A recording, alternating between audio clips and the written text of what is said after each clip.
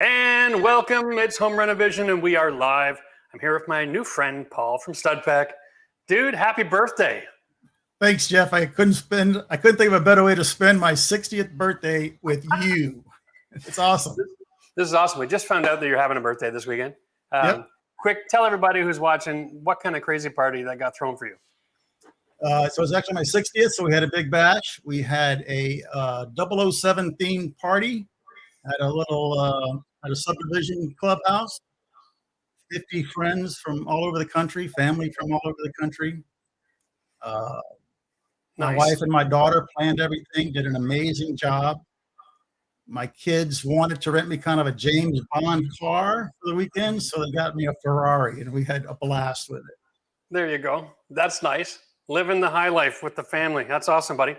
Well, listen, we're having a live show here today, guys. I'm talking with Paul from StudPack. If you're not familiar with him and his son, Jordan, they're in the middle of a huge build. They're trying to build a major addition, garage, living space on the side of their house in Texas, dealing with all kinds of interesting challenges. It's a scope of work that you probably won't find on my show because, well, I'm not as crazy as they are, honestly. Like, that is an ambitious bite, and I love watching the show, guys.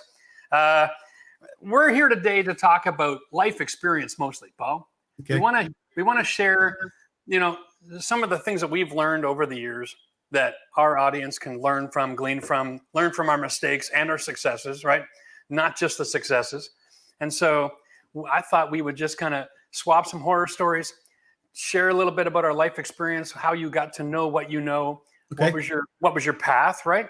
Because if I was to ask a contractor 50 years ago about how we got to be a contractor, he'd be like, well, I showed up for work one day and said I need a job, and they gave me a job, and they trained me on everything. And then one day I became a licensed electrician because I've been doing it all my life. Things have changed, right? Absolutely. Yeah. So look at this. We're getting a good little crowd here. Guys, if you, I think everybody's in the chat tonight. There's no rules about who's in the chat, so it should be nice and open. If you have a question and you want to interject the conversation, by all means do so. Send us a super chat if you have a question, you'd like to get our information on it, or we'll jump into the chat, and Eric is going to pull up some questions. He's back in Ottawa. I'm down here in Florida. Paul's in Texas. This is fun. First of all, so give me your background. Quick synopsis, like 2 minutes or less. How did you 2 minutes? All right. So I'm one of 8 kids. There's 4 boys, 4 girls. All the boys, my dad, his brother, we all went to the same private Catholic boys high school in Baton Rouge. By the time I got there, my mom was a single mom. So the school had a program where you could work at the school and work off your tuition, and you worked for the brother, like a priest, but non-ordained, who ran the maintenance at the school. And I loved it. I grasped everything immediately. After I graduated from that school, I continued to work there through college. And then in 1990, the brother retired, and they called me. I had a terrible job, so I went back and worked there full time, and I did that for the next 17 years. So I got to learn the commercial side of building, which I love. So you know what suites catalogs are? Do you remember suites catalogs? It's like what the architects use when they design a building. They're like massive encyclopedias of all the things that go into a building. While all my friends were on dates, I'd go to the public library, and I'm flipping through the suites catalogs, learning about all this stuff, escalators, elevators, prison fixtures. And that was a great experience because I got to work with some great electricians. And these guys, today you'd probably walk up to an electrician, he's like, no, get away from me. You're going to get hurt, and we're going to get sued. Back then it was great. I could ask questions about 3-phase, wild legs, 277, whatever. And it was awesome. And these are guys that could bend 4-inch pipe into concentric bends. And the school also owned some homes across the street, so I got to work on those as well. Life took us to California in the early 2000s, and I immediately started my own remodeling company, and we did that for the next 20 years. And now we're here in Texas. Now you're here in Texas. Yep. Yeah. Visa, Louisiana, that great shop build, the bathroom build, and a quick quick weekend in Hawaii. Correct. And my grandfather was a builder. My dad could do anything. And so if there's such a thing as a gene for that, I got it. Right. That's an interesting point. Oh, wow. Yeah. I got a similar story, but not the same. I got into trades because I got married when I was 18. Ooh. Yeah. Socially unacceptable back in the day. I was 20 years late. If I was born in the 50s, it wouldn't have been a big deal, but things are different now. I grew up in a family that renovated houses every week. It's like we lived in the dirt. That's all we did. So every year we'd flip another house. And so by the time I was 18, I was ready to do something different. I tried my hand at becoming a chef.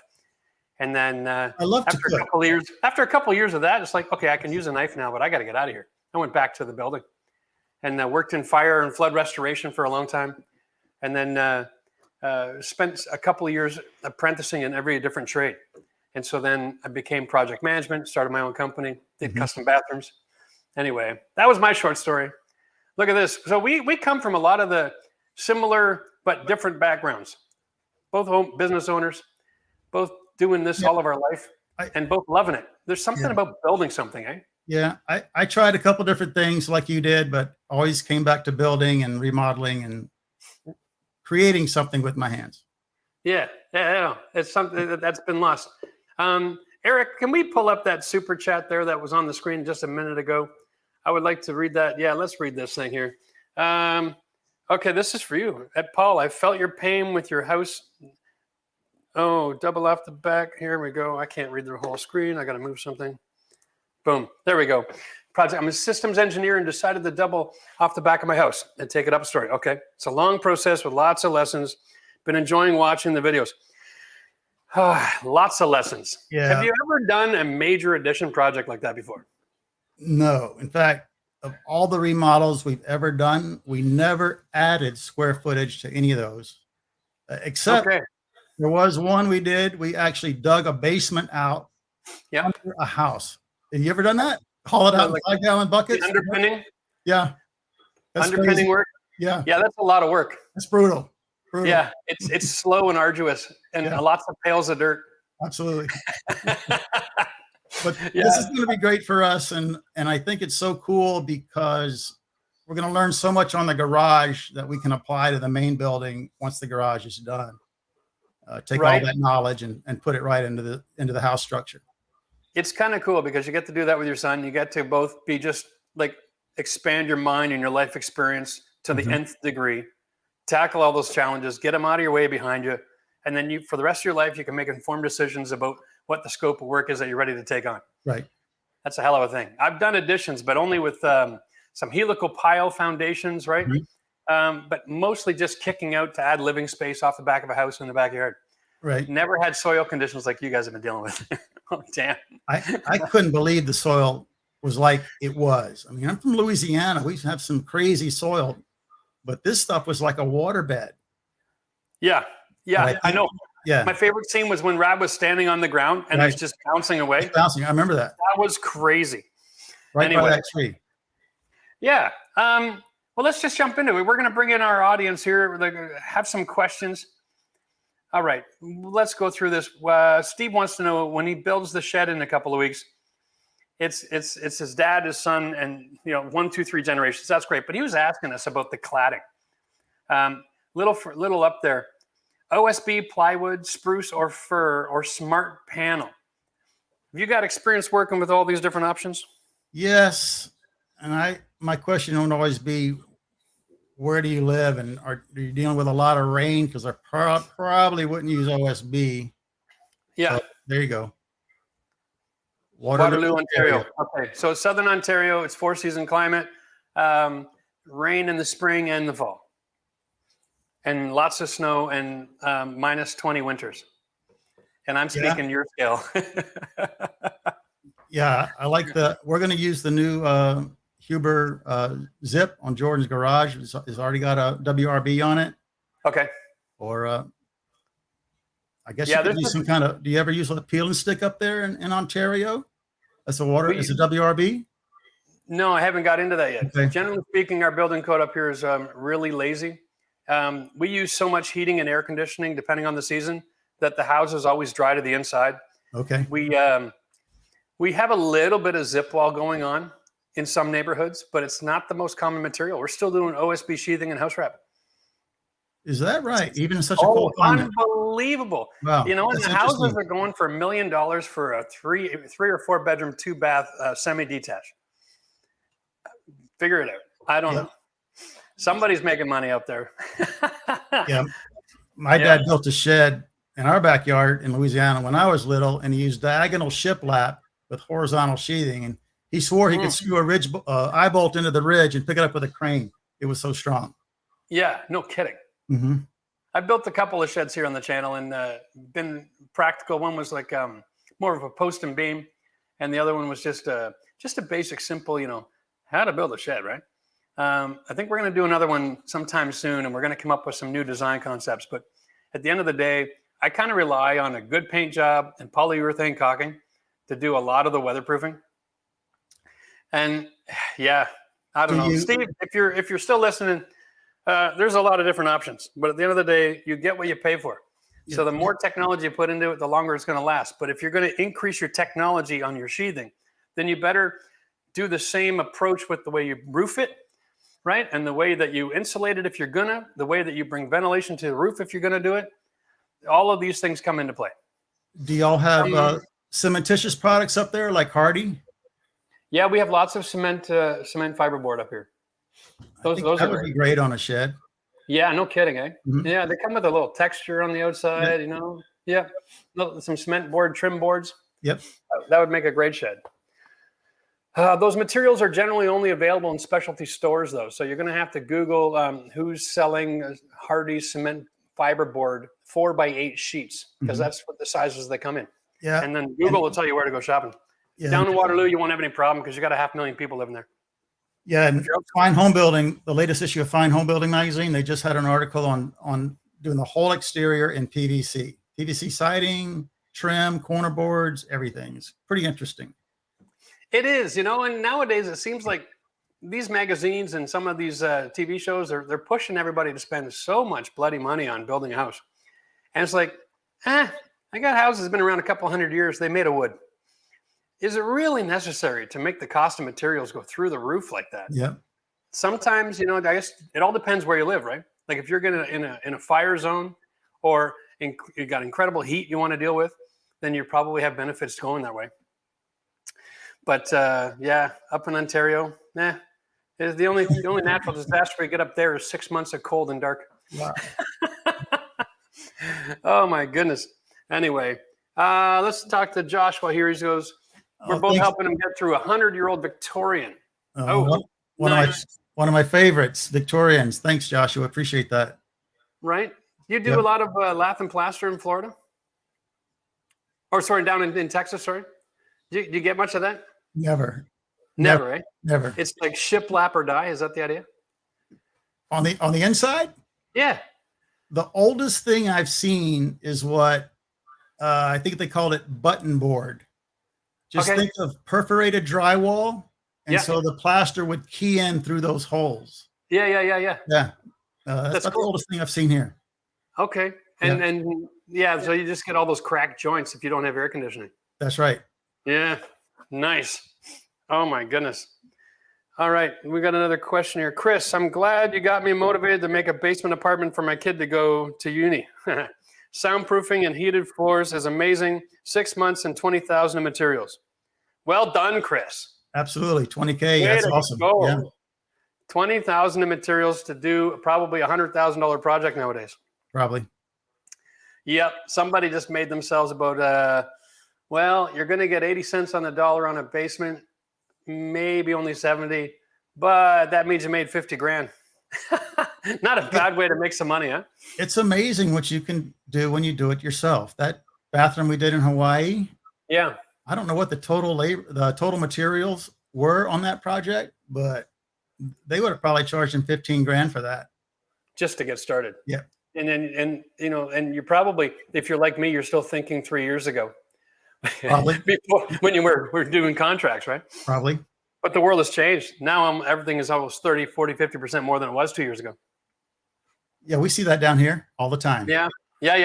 Nice. Do you got any advice for installing large format tile, 2 by 4 foot on shower walls? Make really straight walls. You have to, right? You absolutely have to spend all your time doing that. Yeah, it's the biggest key. Yeah. One of the greatest secrets I've learned is using a Schluter board and wet shimming the studs.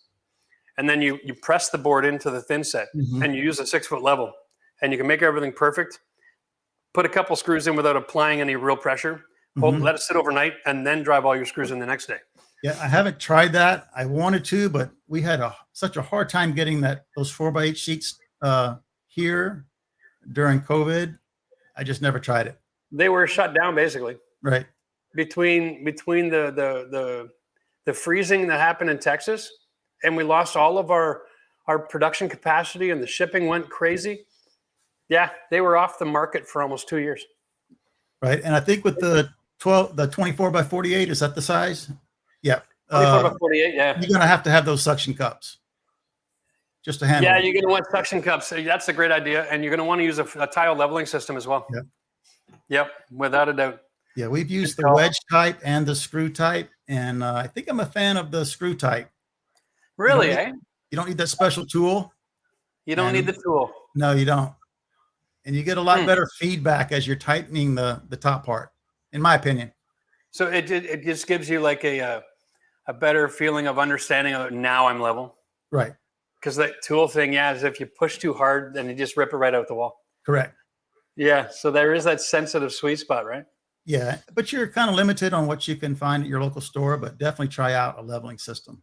Definitely. So if you're looking at a box store, they pretty much only have wedges. Right. But if you can find a wholesale tile supplier, like a tile installer supplies store, then you can get different systems for sure. Yep. Oh my goodness. I just finished installing my large format tile in my bathroom here in the double wide. I'm making like a $40,000, $50,000 bathroom in this place just because I don't want to have problems selling it. I think we're going to use those new 4x8 sheets of porcelain tile on Jordan's house. Just one big piece. Yeah, you're going to do that? And you're done. Yeah. That's going to be a lot of fun.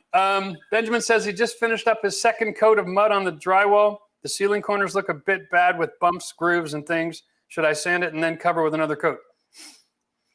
So is that it must be the inside corners. Yeah, probably. Yeah.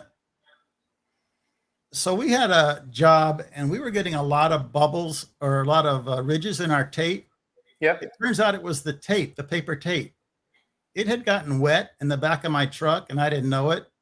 So when we switched rolls, it just laid down so flat.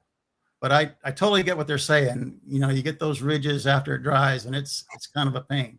But if you start to sand it, you could start to expose the tape, the paper tape. Well, it's only a second coat though, so he's got room to get another one, right? Yeah. Yep. Yeah. I guess it all depends. If you're new to drywall and you're over applying your compound, right? Which is probably the most common mistake. Yeah. So what I tell people is, listen, if you're not happy with what's going on and you're feeling nervous about it, then just give that area a quick drywall primer. Okay. And then when you go back and you mud over it, you can't sand through that primer the second time. And so you'll always have a way to stop your sanding from happening. So then you aren't going to over sand on your third coat. That's a great idea. Mm-hmm. Right. And it's like, you're going to need primer around anyway. Get it now, hit the corners with your brush, let it dry, then do your third coat. And then when you go to sand, because experience pays in drywall, but it's a great way to protect the DIYer from sanding too far through to the tape. Right. And that way you get that opportunity to protect yourself, and then you can just do a quick touch up. Yeah. And anyway. I always would tell Jordan, it's just better to do many lighter coats than a couple of heavier coats. It's like painting window trim, less is more. Right. It takes more time. It takes more effort. It takes more days, but you don't have to sand as much if you put less mud on the wall. Right. And make sure that you're adding water to your mud before you apply it, because it does not come in those pails and those boxes ready to apply. That's right. Oh my goodness. All right. Clay's got a question here. He's finishing his basement, adding a subfloor with a moisture barrier. Okay. This shortens the lowest rise on my stairs. Do I have to rebuild the stairs? Are there alternate solutions? Common question. You wouldn't believe how many people ask this question, Clay. All right, Paul, I got an answer, but I'm dying to hear what you do. So I've run into this before. It wasn't my project, but what he ended up doing was say the bottom step is 6, the rise, and all Yep. the rest were 7. Mm-hmm. So he put a piece of I don't know, 1 inch on that one, and then 15/16 on the second tread, 7/8. Well, you're metric, so you got to help me out here. Okay, so Then 7/8. I work inches, baby. Okay, and then 13/16. You get it, and then 3/4 all the way up. So it feathered it out to the top tread. So every step was less than the code requirement for the variance, and he slowly brought it back up to normal, so he didn't have to change the stairs in. Correct. Wow, that's a lot of work. It is. I have another solution. Because you almost need a planer, because you're not going to find anything exactly You aren't. 15/16 thick. Right. So here's another solution, and you're going to love this. Actually, hang on. I'm going to cheat. I got a big whiteboard here. Look at you. All right. I try to come prepared, my friend. So you got a step, and then you got a step. And this is 8 inches, right? Here's your floor. You're eating up 2 inches of space. And so now the next rise here is 8 inches, and that's the code. Not always 8, but they have to be the same. So now you're down to 6, okay? Code says step to step, they have to be the same. But as soon as you hit a landing, you can change that. The landing can be any size it wants to be. So if you take this section here, that's 6 inches, and you build this out into something that's 32 inches wide, this last step becomes a landing. There you go. And then you can enter the room from both directions. You satisfy code. You don't have to change out your stairs. And you know what? Landings are kind of sexy. That's cool. Because most of the time, basement stairs are on an outside wall. And so stairs are going nowhere anyway. So throw in a landing, solve your problem, and move on with your life and save your $5,000.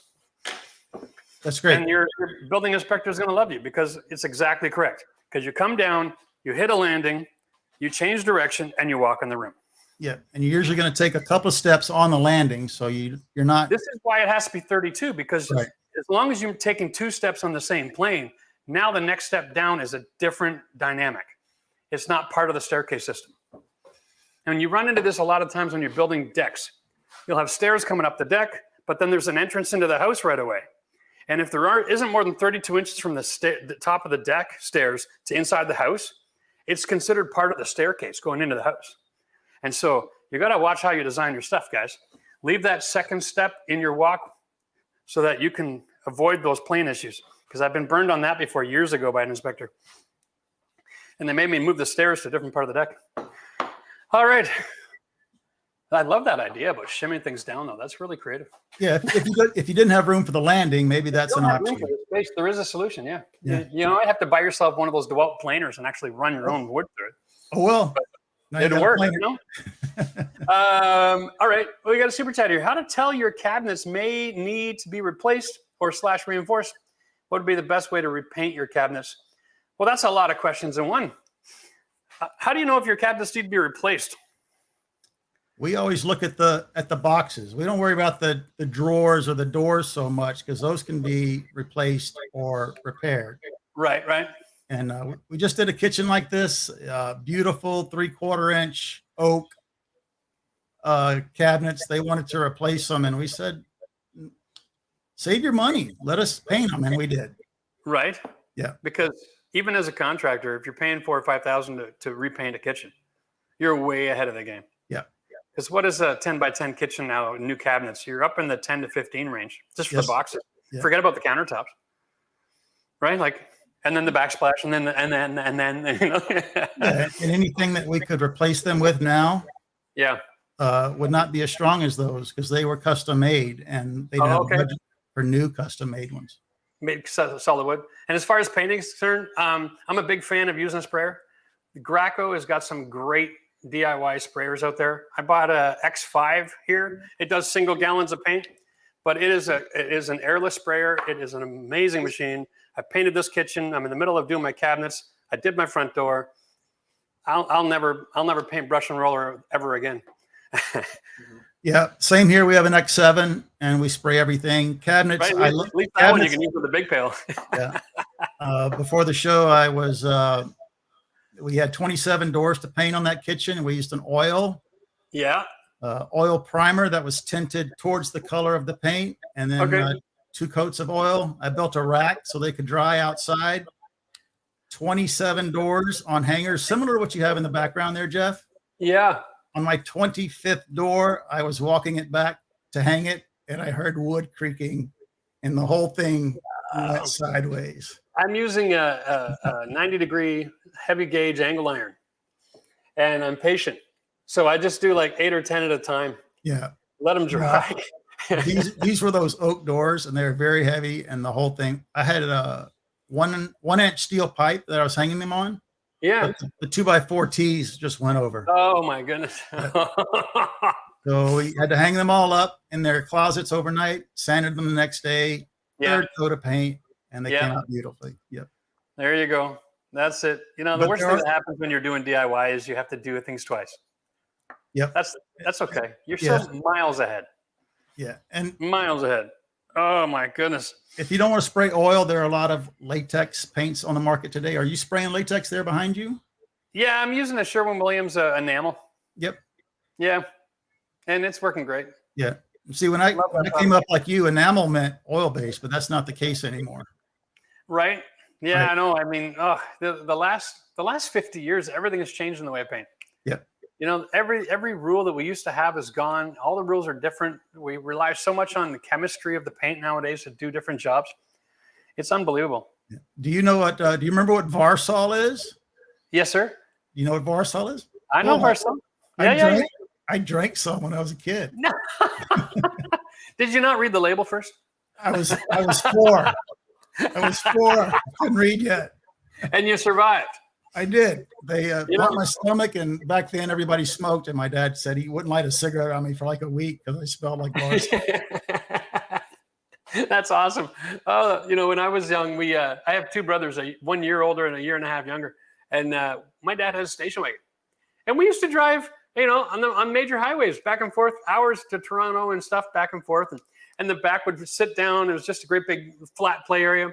No seatbelts, no nothing. We all survived. Everything's just fine. It's funny to hear about things like Varsol. Nobody used to put chemicals in hard to reach places or anything else.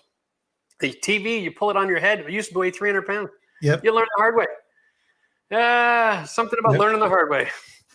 I love it. All right, let's get on to another question here. We got a super chat here.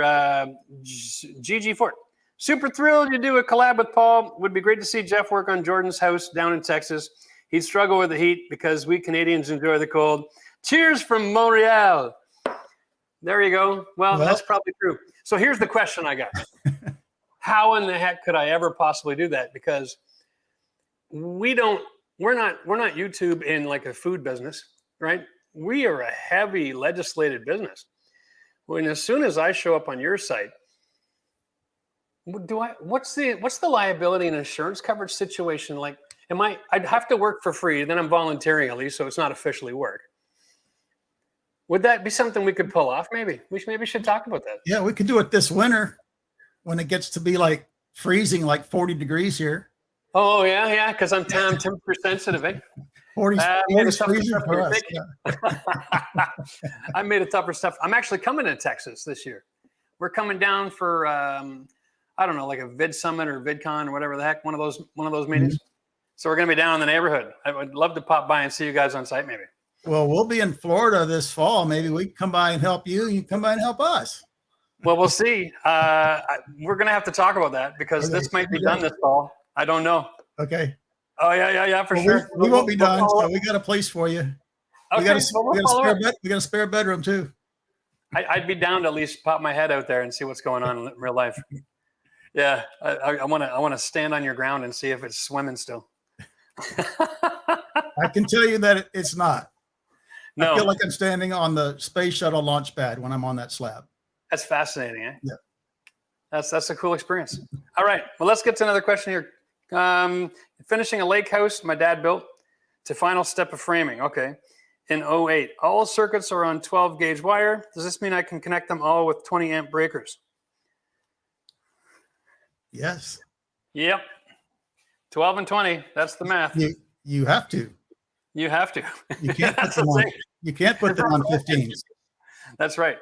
In fact, I did I helped with a habitat house here, and they gave up trying to teach people about the difference between 14, 12 gauge. So they just do the whole house in 20 amp, 12 gauge, and that way they don't have any issues. Yeah, because it's kind of like when they first came out with vinyl flooring. They gave everybody the same installation instructions, even though the product was completely different than laminate, because they didn't expect the consumer to be able to know the difference between the two. So, they had the same expansion contraction rules, the gaps around the outsides, don't put any cabinets on top of it, all this kind of stuff. It was just nonsense. But, the rules are always based around what the expectation and how do they minimize the warranty calls and all the stupidity. It took years before people realized that vinyl was a totally different beast. But, that makes sense, because I remember that you'd open them up and it'd be a different product, but the instructions are like, that can't be for this product, but that makes perfect sense. It took almost 5 years before they decided that we could use under padding under it for sound control. And now when you go to buy flooring at online somewhere, they recommend the under padding to go with it. It's like, why are you selling a product you don't even know how to install it yet? But isn't that just the building industry? Hey, we'll do something new and exciting that has a good profit margin, and we'll figure all the rest out later. That's right. Yeah. Oh my goodness. All right. Well, let's just move on to answering some more of these questions here. I'm sure Eric's probably got a whole pile of them because we keep chatting. I got a 1940 house in Northeast Ohio. The beam supporting one side of the house is cracking, and the notches on some of the joists are cracking. What can I do myself at a minimum to reinforce it? Jessica's house is falling apart. So all right. If the joists are notched, I wonder if they put like a mortise in the beam and they hung the joist off the beam. I've seen that done. Or they might have had a diagonal support notched into the framing as well. Mm-hmm. If it's a 1940s. Here's what you do, Jessica. If you're concerned about your structure, all right, and you want to fix it yourself, you can. It's not tricky, but you want to get a structural engineer out there to draw up a plan for you, okay? Because most structural engineering work that you want to do on your house is actually kind of simple. But if you get an engineer out, and I know it's a scary word, but they're not as expensive as you might think. Probably for $1,000, $1,500, he can do a site visit and draw up plans for you so that you can execute that plan and get your house safe again. Because if you're worried about it falling down, you don't want to be creative. You don't want a $5 answer on a live show on YouTube. You want to get a professional in there to tell you exactly what's going on. Right. There might be underlying causes that you also have to address other than just the splitting wood. Okay. Yeah. So get a structural engineer in and they can lay out a roadmap for you. And then you can decide how much you want to do yourself and what you're willing to pay for. Okay. Yep. But don't want to wake up with the roof on your face. Huh? Yeah. The guys we used in Baton Rouge, they had a minimum fee of $500, but I think for a project like hers, probably $1,000, $1,500 will be about right. I would think so. It seems reasonable because they're going to go home. They're going to do the math on all the load distribution, and then they're going to come up with a plan for you. And then they're going to say, you pay the bill and we'll send you the plan. Yeah. And sometimes the hardest part is finding a company that's going to come to your house and do that. They want the big job, right? So maybe go down to the local permit office and see if they can recommend somebody for you. If you're having trouble finding somebody on Google, that's a great idea because the permit officers generally know who the independents are or who's in the residential business. Mm-hmm. Some people prefer to do the residential work because it's just like, you don't have to think very hard. You see the same problem over and over and over again. So you've already got the solution when you walk through the door, right? Like I've got a guy, Star Engineering up in Ottawa. It's the same thing, right? These guys, they know their stuff. They come out, they do site visits. They specialize in residential, and Ottawa is 1 million people, so it's easy to have one like that. Yeah, and you're right. They've seen it all before. I'm sure that house in Ohio probably has a basement. Oh yeah, for sure. Mm-hmm. Yeah, so they're going to take a look at your foundation. They're going to take a look at your roof structure. They're going to consider the snow load in the wintertime, and they're going to come up with a formula for you. All right, let's move on to the next question. Muscle cars. Nice, muscle cars. How do you deal with a buyer's engineer who tries to recommend foundation fixes more than is needed? I assume the engineer is helping the buyer to get seller to lower the price, spend more than is needed, etc. Well, that's a negotiation question. Do you care to sell the house to this guy? Just finished that flip in the house in suburb of Philly. Okay, go Perts. Had engineer look at a 1/8 inch crack in a foundation. All right, 12-inch block, but only horizontal crack and grout space. Suggested to buyer a $25,000 repair. Yeah, that's excessive. Yeah, now, I wonder how long that crack's been there. It's a horizontal crack. Foundation, 12-inch block. So then you must have a wall that's bowing in to open up a gap horizontally. On the inside? Yeah, you've got to have a bow. So if you got block and it's got a gap, it means you got a bow. And so really the extent of that damage and what kind of control you have of the water around your house diverting it away from your foundation is going to affect and your soil conditions, blah, blah, blah, blah, blah. How many years has that been there? And they're probably telling you that you're going to want to put in some sort of a post anchored into the floor and into the floor joist that'll give it like resistance from continuing to bow in, right? And that's why it's $25,000. Yeah, that proprietary technology is rather expensive, and it shouldn't be that bad. But there's other ways you can fix it. Okay, I had that same house situation in a house, and an engineer told me, I don't need to draw this out. You got a bow in a wall? The easiest thing to do is build a 2-foot wall in front of it. Make a T. And that T is now the resistant force from this happening. So you can put in your own block wall, floor to ceiling, 2 feet. I know it makes your basement look a little bit smaller, but if it's exposed block already, that means you're not finished. So you can fix it and save yourself that 25 grand. Or maybe if there's a perpendicular wall to that bow, you could put it in that wall, right? Well, that's the other side, right? I mean, yeah. But you can get an engineer to engineer more than one kind of solution. It doesn't have to be the most expensive solution option on the market. So if an engineer's saying, hey, here's a $25,000 solution, say, okay, well, what's my block wall, support solution? Draw that up for me and give me specs on that too. And, maybe the engineer's got a friend who's in the business and he likes to recommend that. And this is how the world works sometimes, eh? We've seen that for sure. Yep.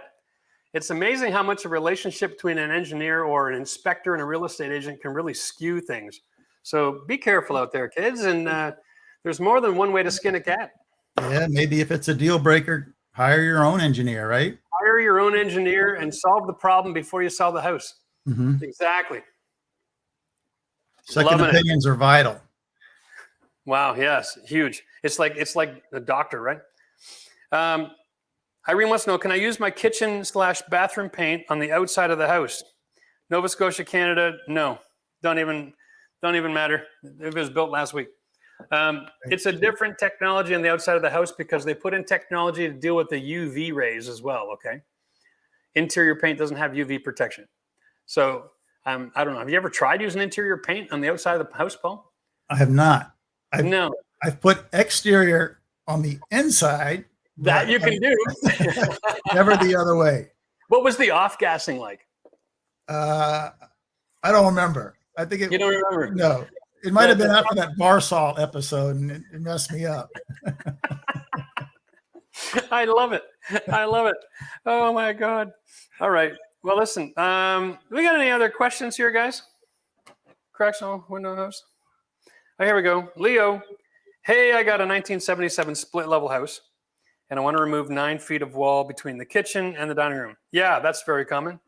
Any advice to avoid potential sagging or not having to install a beam downstairs? Sagging or a beam downstairs. Well, if you're removing an interior wall and it's not a load bearing, it should not affect the floor underneath it. I mean, you shouldn't have any sagging downstairs. Generally speaking, your floor package is going to have the same subfloor spanning from joist to joist as everywhere else in the house. Yeah, and that's the key, Leo. I don't know if you know whether it's a load bearing wall or not. If you're not sure, you may have to get the structural engineer out there to check it because you don't want to mess around with that. Yeah, especially with living space underneath. There's no real right answer, and you can't just open up the drywall on the wall to find out, because you need to know how are the floor joists in the ceiling supported, right? Yep. And so there are some keys, and every house is different. But if you got the engineer out and at least have him confirm that it's not load bearing, and if it is, then he'll drop the plan for removing it, including putting in temporary walls. Man, oh man, 1977 split level. Yeah, we did a project once, Jeff, and involved taking out a closet. Yeah. And during demo, I realized there was a post in that closet holding up a beam. So that's why when I demo, I'm careful, and I more or less take it apart, because I want to know what's going on before I remove that post. And so we had to have the engineer back out there, and then that post became part of the new design. Yeah, I'm not a sledgehammer guy myself. Yeah. I'm more of a peeling of the onion. Yeah, you have to be. You know, what you see on TV, that's just for TV. You have to be careful. Yeah, it is just for TV. They don't even work on the house, for Pete's sake. I did a house, a 1905, and it was a 16-foot wide, kind of like a row house, really. And 16 feet wide, traditionally, the joists go wall to wall, and everything should be fine, right? You'd think. But in 1905, there's no building code. So we started tearing out all these interior walls. We took the ceilings down first, tearing out. And we came across one joist section that was actually cut and installed over top of an interior door that didn't even have a proper load carrying capacity. And so we had one joist in the entire house that didn't go the whole span. And I was like, man, that creates a lot of work for me. Yep. But that's all right. We ended up just turning the staircase and put a post there to carry up that load. It was 2 feet from the wall. It was just so ridiculous. I know. Well, and I would say this before you have a structural engineer out, and this applies to whether you have a plumber out or an electrician, make it easy for them to do their job. So if you're having a structural engineer come out, it might be a good idea for you to remove some drywall. Yep. Do a neat job so that if it turns out you can't remove that wall, you can easily patch it. That way he can see where the joists are, see where the posts are. That's it. Same with electrician. Do a plan of your house, so when they come out there, they know what circuit it is or how much is on that circuit. Your panel is labeled. Yeah, get everything out from under the sink before the plumber gets there. Right? Yeah, make it so they want to come back. It's amazing. Like nowadays, people are all switching out their countertops to go to granite, and no one asks the important question: who's doing the plumbing? Because the granite guy is not his job to remove the old counters, and it's not his job to connect your new sink. Mm-hmm. So make sure they'll install the sink on the counter, but they're not going to plumb it up. That's it. That's it. Yep. There we go. All right. Let's go to the next question here. All right. There are cracks in all four corners of a window in this house. Is this a foundational issue? All four corners of a window. I wonder if it's stucco. I would love to see the cracks. Is it inside or outside? Let's get you back in the comments here and find out. Are these cracks inside or outside the window? Are they horizontal, vertical, or diagonal? And is it stucco on the outside? Is it a 1-story, 2-story? Like, I mean, there's so much to know here. Sometimes it's nice. I got a members forum, Paul, for my members, and they are able to send me pictures. And I'll tell you, that is some of the most, I get more of an education reading these questions and seeing into people's lives by those pictures. Mm-hmm. Like, you couldn't believe the number of things that can go wrong in a house. Anyway, we'll get back to that once we see that information come through in the question here. Michael says, Paul, do you have any general advice for buying older homes? Like, what are some red flags beginner DIYers should look for? I was actually talking about this with my wife, and I'm kind of afraid to buy a new home these days. They put them up so fast. They can't be done with much care. And in our house, the baseboard doesn't match from one side of one room to the other. And it's terrible. We had a huge plumbing issue. They had to tunnel under the house to fix it. I'd never seen that done anywhere where they choose to tunnel under the house instead of cutting the slab to attack it. Yep. but it was, we didn't even know they were there. They were all actually under the house. Man, I would just have to have inspections, engineers. You're going to have to pay for that. You're going to have make sure that house is okay, unless you're willing, like Jordan, to buy it sight unseen with no inspections because you wanted it that badly. Yeah. Yeah. You know, my advice is this is, and I'm with you on the new house thing. You hear so many problems. I like to buy a house from a day when you used to be able to just give a man a handshake and then your business was done. Guys that built back then, their entire reputation, their integrity was on the line, and it meant something to them back in those days. Yeah, like my grandfather. Nowadays, it's all about the money. Now it's all about the money. Yep. I would buy a house built in the 70s or the 60s or the 50s before building code because those guys had more integrity than the code does. Yeah, and nothing about a house really scares me. I told my wife I can fix almost anything, but you know, you don't want to get too much over. You don't want to be upside down on the house right away because you have to put so much into it. And older homes have a lure, right? They just suck you in and you fall in love, and that's kind of one of the worst things that can happen to you is fall in love with a property, and then 2 years later you can't wait to get rid of it. That's what happened to me in that farmhouse. I fell in love with it. I walked through and I saw it finished. I knew which walls were coming out. I knew how it was built. And I just like, I can make this so beautiful. And in it was going to be my retirement home. And then YouTube happened and it was like, I guess I need another project. Yeah. Oh my goodness. We appreciate that, Jason. Yeah. The first house we ever owned, you know, the day it was perfect was the day we moved out. I had everything done. It was perfect. Yep. Right. And then we leave because it's like we have to build something. Right. It's in our blood. We can't stop building. I love it. That's awesome. Oh my goodness. Oh man. Yeah. It's like where you find something is the last place you look for it. Yeah. You know, at that high school I used to work at, we couldn't shut the water off because if we did, it would shut off water to the residents, and we just could not shut the water off. Gotcha. So we used to change the flush valves to the urinals and the toilets with the water on. Okay. The bathrooms were fully tiled, terrazzo floors with drains. We'd unscrew the valve. We'd have the new one ready, wearing raincoats, which didn't help. Yep. And so now the water's spraying everywhere. You'd open the new valve, get it started, and then close it and tighten it.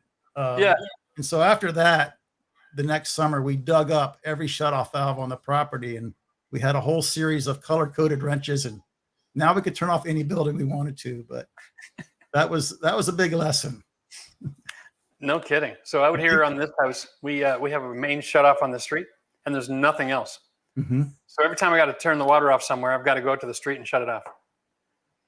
And it doesn't work. I have to do it 4 or 5 times before it sits set right and the dial stops spinning. Yeah, we almost bought one of those, I think it's a carbon dioxide freeze kit where it freezes the pipe. Have you seen those? No, I haven't. Yeah, it makes an ice plug in the pipe so you can work on it downstream. Oh, nice touch. Yep. Wow. I don't think I've ever been in a situation where I've had to go that extreme before. Interesting. Okay, cool. Crazy. Well, let's get to another one here. Got an 85 Rancher in Central Virginia with single hung metal frame windows, probably aluminum. We were able to get the bottom panes out to be replaced, but can't figure out the top panes and can't find a contractor. Any tips? So I had double hung, so single hung. I had double hung aluminum windows replaced, and they with a brick veneer, and they just pried the frame out from behind the brick. The nails ripped through the nailing flange. Yep. But it kind of sounds like they want to leave the frame. We're able to get the bottom panes out.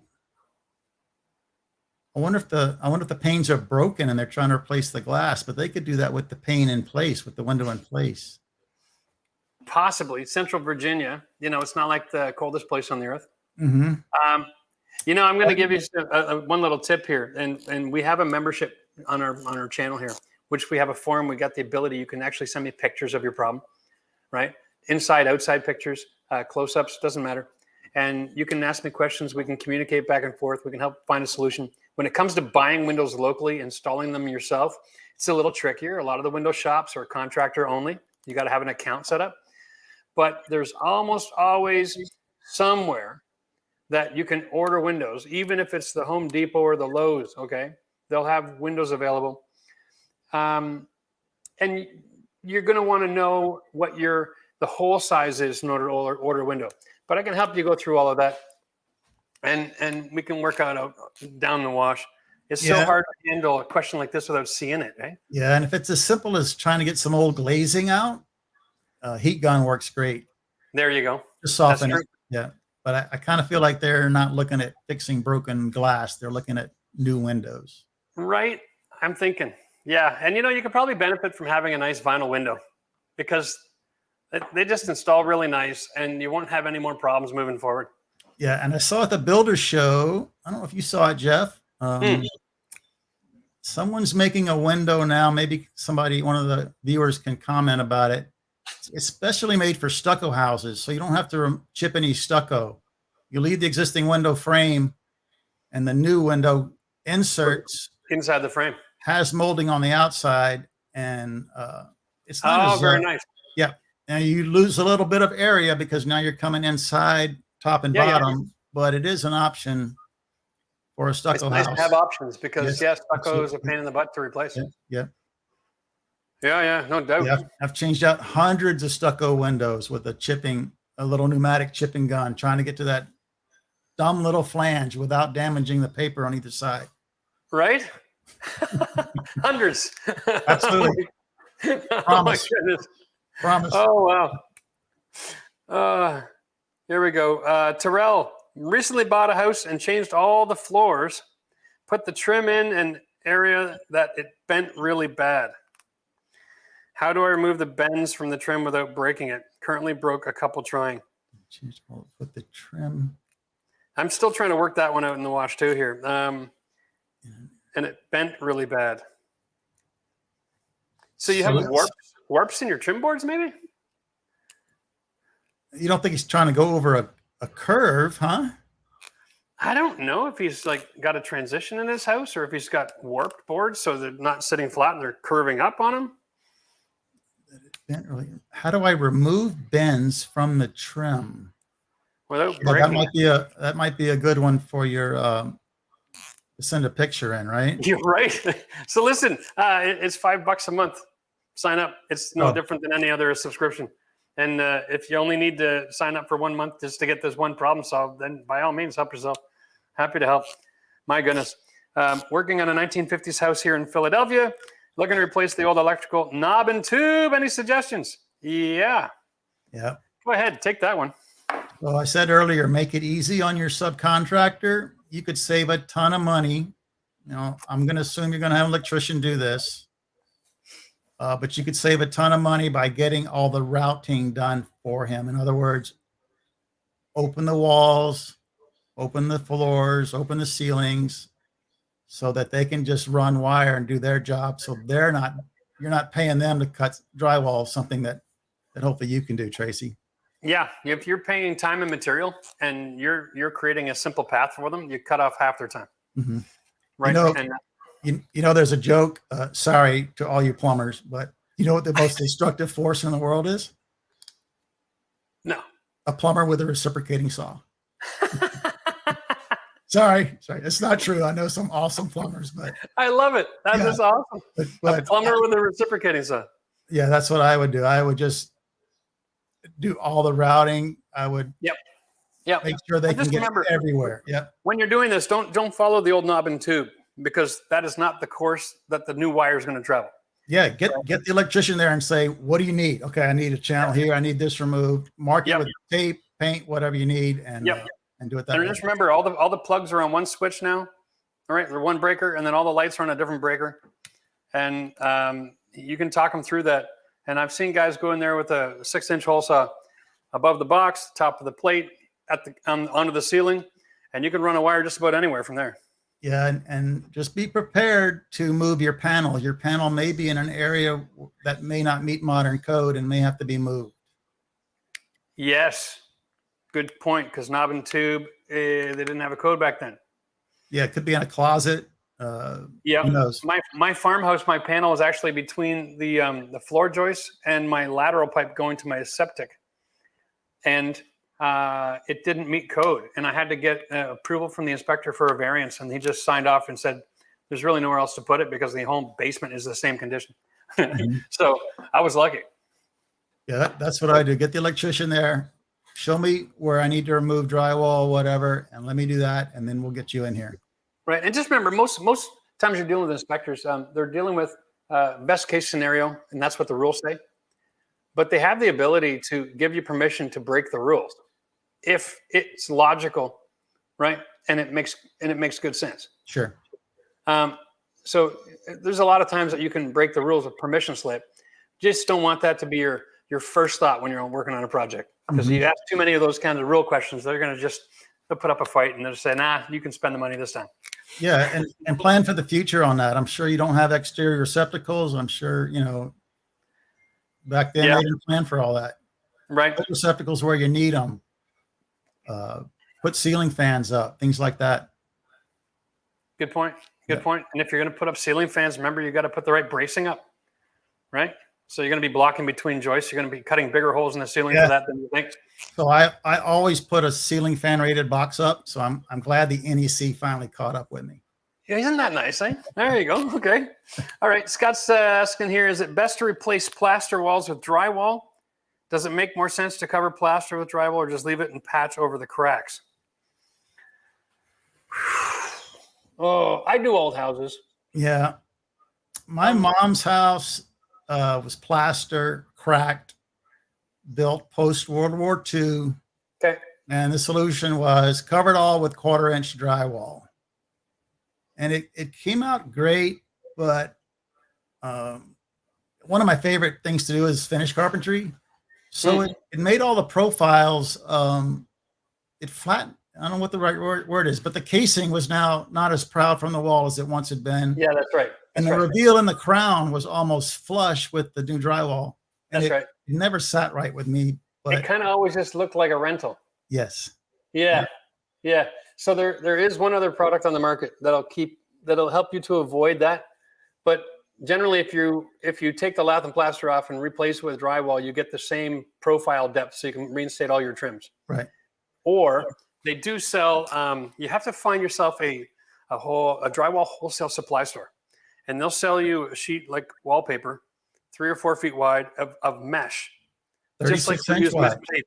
And you go floor to ceiling on your wall, and you lay it in the mud, right? So you do a flat oil primer, you throw your drywall compound on, you roll out this mesh, and then you skim coat your surface, and that reinforces every one of those lath joints so they never crack again. Yeah, that's a great idea, Jeff. I actually have a roll of that, and it's self-adhesive. So we actually put it on the wall first, and then skim coat over it. A self-adhesive on the paint, eh? That's amazing. Yeah, on the mesh.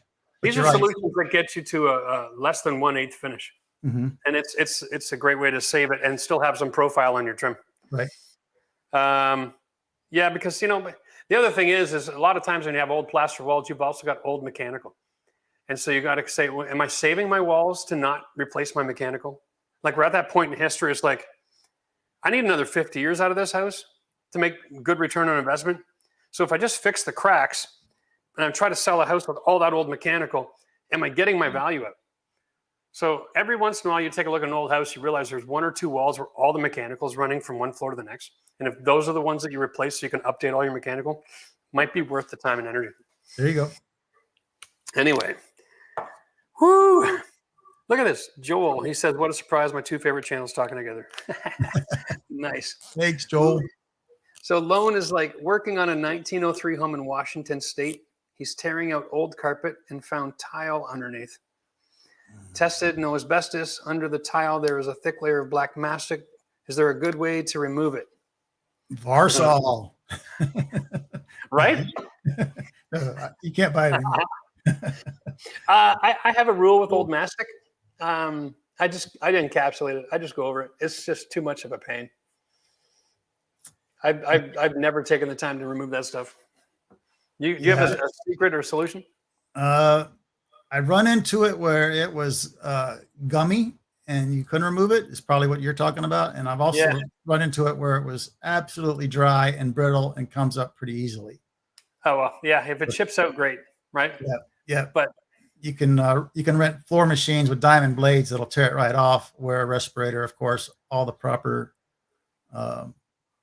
protective equipment. But if it's gummy, yeah, you may just have to go over it. Yeah, so if you're going to go over it with tile, you can use a multi-surface bonding primer, and then you can throw down a Detramat and throw tile on it. But for every other kind of flooring, you can install right over top of that mastic. So don't even worry about it. Like, just grab yourself some thin construction paper if it's gummy, cover your floors so you're not walking through the, and then, you know, put your new floor right over top. It's just too much of a pain to clean it up. Oh, here we go. Let's see. We got another question here, Eric. Thank you. Caleb says, in the middle of a complete bathroom renovation, currently trying to decide on a shower waterproof system. Are any of the liquid membranes compatible with the Curdy shower pan? Okay. So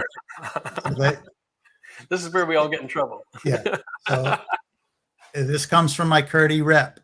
I asked him about putting a red guard over the edges of a Curdy pan. So you can do it, but you'll void the Curdy, the Schluter warranty. Now, here's the funny thing about the Schluter warranty, at least when you're saying that, not me, Paul. Go ahead. Yeah. Everybody assumes it's implied, but you actually have to apply for it and mail in an application, and you have to have the lot numbers of the all set and all that information on there. So don't assume that you just get that warranty. You actually have to go online, get the application, fill it out, keep the bags of all set, and put all that information in there, and then you mail it in. So if you they've made it very complicated. Yeah. So if you use a liquid membrane, we do it all that we just did it in Hawaii because it's all we could find. Yeah. It'll work, but there's no warranty. But I don't know anybody who's ever applied for a Schluter warranty. I have actually been on a job site where we called in the rep and we had them take a look at their Detra, and we had an issue. Like, it wasn't even my job. I was doing something else in that job, and the tile guy had problems with Detra. We're talking 20 years ago now, maybe, and the guy got out there and he's like, "Yeah, you used the wrong thin set underneath the Detra." Oh, okay. Well, can you do anything to help me? He goes, "No, well, you didn't do it right," and that was it. Yep. So here's the thing.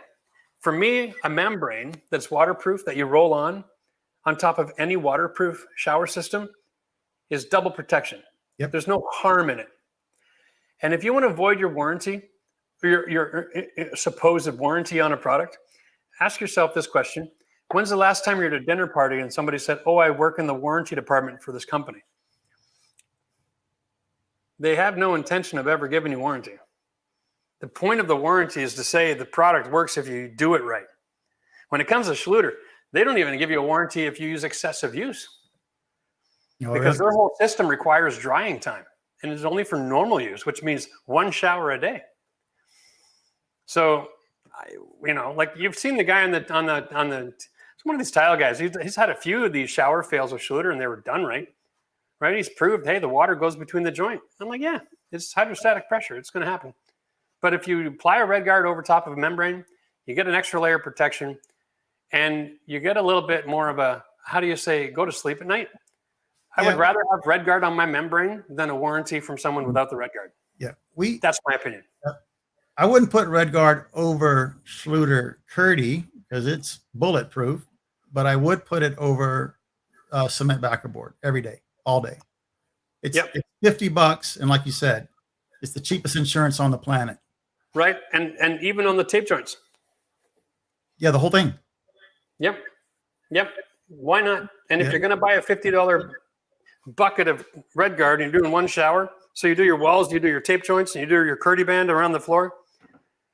Well, it takes 10 seconds to do the floor while you're at it. Yeah. And what we do is if we have half a bucket left, instead of throwing it in the trash or capping it for the next use, which will never happen, put a second coat on and use it all up. There you go. Because there's no sense trying to save it. And concentrate on the wet walls. You'll never get that lid on tight enough to keep it sealed for the next time. Concentrate where it's going to be the wettest, your corners, your niches, all that. Yeah. Everywhere where you're going to see the water damage. Like if water gets in behind your tile and it stacks up, you get hydrostatic pressure. The pressure is always at the base, right? So whenever you pull out an old shower, you take a look where the mold is. It's the bottom 2 feet all the way around. That's the most critical. But then it's in behind the tile on the way to that point, right? So just kind of look at where your shower head is, where's the water going, and make that sucker bulletproof. Yeah, and looking back at all the showers we've done, I would say they've been Schluter pans with backer board and either Aqua Defense or Red Guard on the walls. Yep. Okay. Aqua Defense is good. That's from my pay. Yep. Yeah. Good product. All right. Let's move on. My goodness. The Sandman. Any elegant solutions for removing a kitchen bulkhead that partially contains plumbing from above? Great collab. Bulkhead. Yeah. The wife wants the bulkhead gone, but parts of it have plumbing from bathroom above. Wondering if it's even possible to work around. Oh, so somebody's done plumbing and gone below the joist and hit it in the soffit where the kitchen cabinets are. Yeah, it all depends on your pipe. If it's a toilet, you're kind of out to lunch. But if it's if anything up to a 2-inch, you can just get a hole drilling saw, and pump some new holes in there and run it into the joist cavity. Yeah, we did some cabinets that way, and I left the plumbing, and I took a lot of grief in the comments about it because it would have been too hard to move. Really, eh? And you'd have to almost be on a ladder to see it. And oh, okay, it was right near the back. Yep. Maybe what you can do is you can buy the taller cabinet and just throw the crown molding on and leave that 3 inches of space there to make it work for you. Yeah, kind of where we live, we put crown on cabinets like that one behind you, and it doesn't go all the way to the ceiling. It's kind of what we do here. And again, I get a lot of grief in the comments that it's going to hold dust. But if you have to, you can go like a 1x6 return and then throw crown on it, and you got lots of room to leave that plumbing there. Consider that as an option. But yeah, sometimes rerunning plumbing it's not the easiest solution in the world. Yeah. I'm not sure what the bulkhead is. I know maybe bulkhead's on a boat, but maybe he's talking about like a load-bearing wall. No, bulkhead, we use that language in Canada a lot. It's for like a soffit box. Oh, okay. Yeah, same thing. All right. Yeah, I know. It's like a weird world where we use one language and you guys use another. Yeah. And sometimes I think that's what makes it so hard to do what we do, right? You have different languages, even in the same state or the same town or whatever. People use one word. It's true.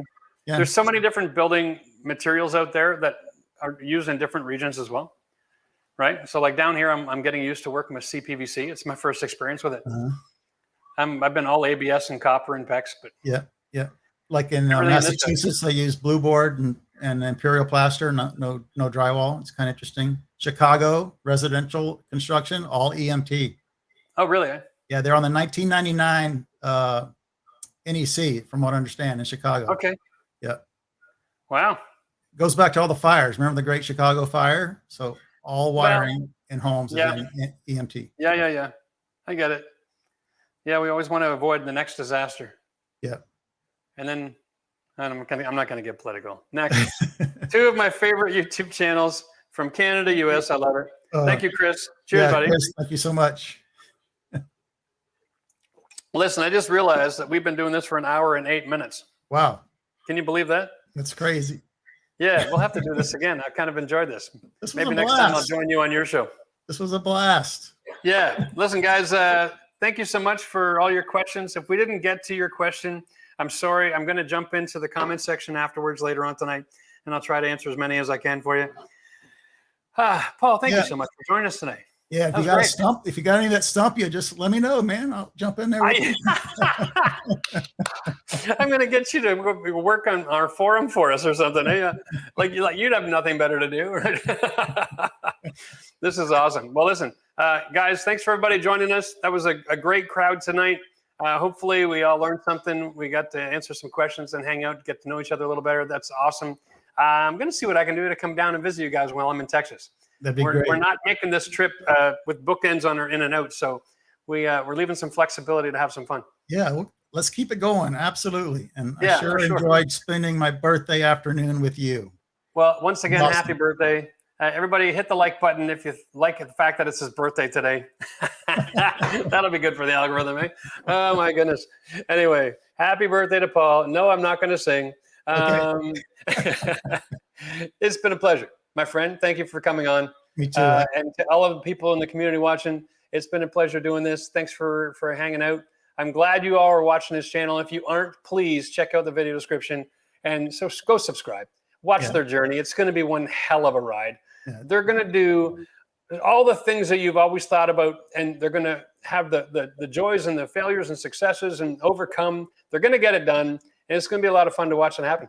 So cheers to you, Paul, and say thanks to Jordan for all he's doing. I will. And thank you, Jeff. It was so great to meet you in Vegas, and you were so gracious, you and your wife, to me and my family. We really appreciate that.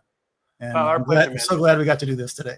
So one of the best things about YouTube that I'm finding is when you find someone that you like on YouTube and you meet them in person, they're the same person in person. That's so true? Isn't that fun? We're not actors. We're just people. It is so much fun. So I had a blast, and I'm looking forward to getting a chance to come out and visit you on site. It'll be fantastic. Can't wait. Can't wait to have feet on Texas soil. All right. Well, that's it for us today, guys. Again, if you are not a member and you need to be, then make sure you subscribe to that. Send us your comments and your pictures in the members forum, and I will take care of that personally. That's right. That's what I do first thing in the morning, every morning for about an hour. That's because I care. I want to see you guys successful in your renovations, and I want to see you guys, not have to do everything twice. So continue watching both of our channels, learn from our successes and failures, and you can be your own best contractor in your world. We'll see you in the next one. Cheers.